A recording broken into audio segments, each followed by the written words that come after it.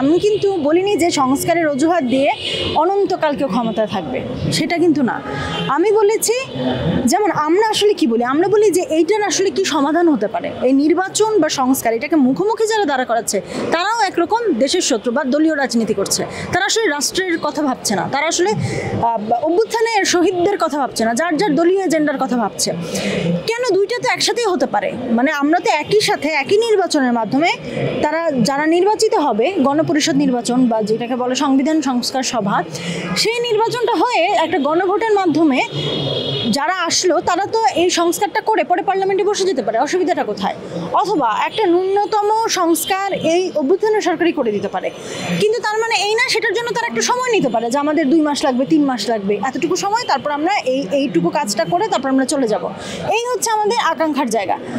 এইটার মানে এই না যে এই কথা আমরা বলছি আমরা সংস্কার চাচ্ছি মানে আমরা আসলে অনন্তকাল কাউকে ক্ষমতা রাখতে চাচ্ছি, এটার মানে এই না। এই দুটাকে প্লিজ মুখোমুখি করবেন না আপনারা।